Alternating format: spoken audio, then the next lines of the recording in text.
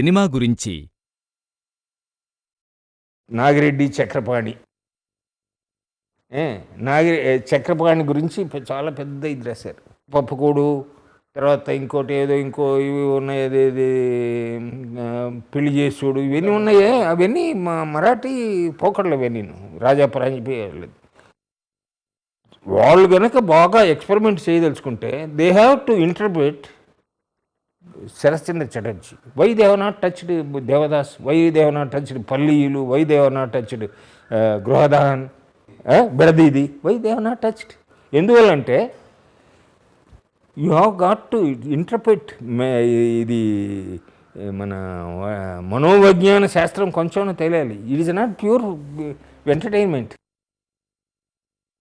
ఇప్పుడు అతని క్యారెక్టర్స్ ఉన్నాయే చాలా అది కూడా ఒప్పుకున్నాడు. అతను బాగా చదువుకున్నవాడు. ఎవరు? చక్రపాణి బాగా చదువుకున్నవాడు. అతనికి మన వల్ల కాదు అనుకుని ఊరుకున్నాడు.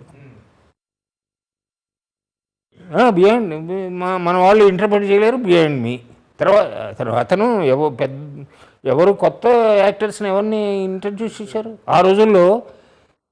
ఇది డిసిప్లిన్గా ఉండటం అది ఒక గొప్ప విషయం. తర్వాత ఈ cinema is not a Gamble. ఎట్లా కమర్షియల్గా ఎట్లా దాన్ని ప్లాన్ చేసుకుని చేస్తే సినిమా సక్సెస్ఫుల్ అవుతుంది. సినిమా విత్ ఇన్ యువర్ ఆ రోజుల్లో ఏంటి 2 లక్షలు 3 లక్షలు పెడితే గొప్ప సినిమా, 4 లక్షలు పెడితే బ్రహ్మాండమైన సినిమా. ఆ డిసిప్లిన్లో ఉంచి సినిమాని ఒక గ్యాంబుల్ కాకుండా ఒక పరిశ్రమగా చేర్చినవాడు. అనేకమైన గొప్ప సినిమాలు తీశారు Russians. Terrible number of cinemas. సినిమాని సోవియట్ ప్రభుత్వం వచ్చిన కొద్ది రోజుల్లోనే సినిమాని ఆయన నేషనలైజ్ చేశాడు. ఎవరు? Lenin. Most powerful weapon in the hands of culture. That is the weapon with which socialism can be advanced. Lenin అన్నమాట అది. There is no young man in Andhra Pradesh who is not influenced by ఆ cinema glamour గురించి influence కానీ ఎవరు ఉండడు. కానీ మనం చదువుకున్న వాతావరణం, మనం చదివినటువంటి దీని గురించి idea of good Hollywood pictures, good these pictures, good Italian pictures, much influenced by Italian ఏమంటారు neo realism. Italian neo realism వల్ల చాలా ఇన్ఫ్లుయెన్స్ అయిన వాళ్ళు. మేము అప్పుడు పూనాలో ఉన్నాను. బైసికిల్ థీఫ్ రిలీజ్ అయినప్పుడు ఆ బైసికిల్ థీఫ్ని పూనాకు తెప్పించడానికి నేను రామచంద్ర అని ఊరు ఒకతను మా friend. Bicycle thief, Stromboli, bitter rice, Roma, the open city, wonderful pictures. అవి అటువంటి పిక్చర్ ఒకటైనా వచ్చిందా? ఒకటే వచ్చింది తమిళనాడులో. దాని పేరు విడుదలై అనే పిక్చర్. దాని గురించి రాస్తే నేను నోరెళ్ళ పెడుతున్నారు. వాళ్ళకి తెలియలేదు ఎవరికి. ఎందువల్ల అంటే అది 3 రోజులే ఆడింది. రామనాథ్ ఇప్పుడు బిఎన్ రెడ్డి వాళ్ళందరికీ గురు సమానుడు. అతను చాలా గొప్ప పైనీర్, ఆలోచనాపరుడు, గొప్ప ఆలోచనాపరుడు అతను విడుదల ఏంటంటే విముక్తి, లిబరేషన్ అన్నమాట. అది ఆ పిక్చర్ని తమిళ్లో తీశాడు, ఇంగ్లీష్లో మొదలుపెట్టాడు.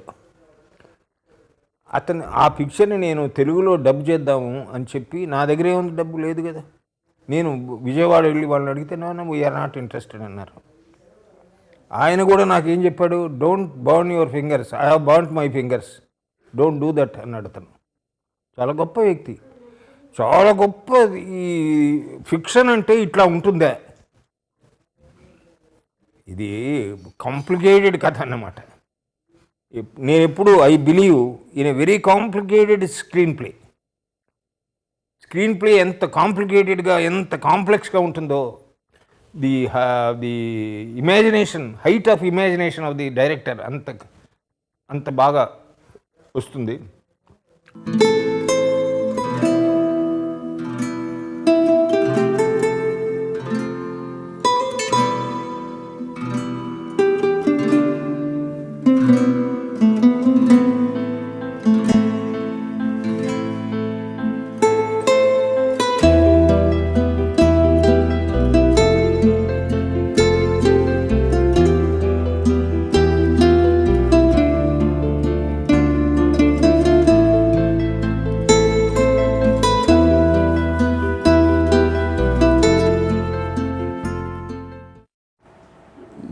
మునిపల్లె రాజు ఎంత మంచివాడో కథలు అంత మంచివే. మునిపల్లె రాజు అంత మంచి మనిషి మీకు దొరకడు. దాని కథలు కూడా చాలా కొద్ది కదా, కథలు చాలా కొద్ది.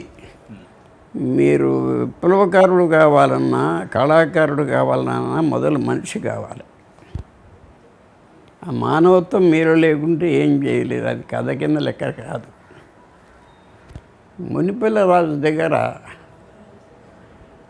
ఆ మానవత్వం, వినయము, విధేయత, ఆయన మన ముందు కూడా వినయంగానే ఉంటాడు.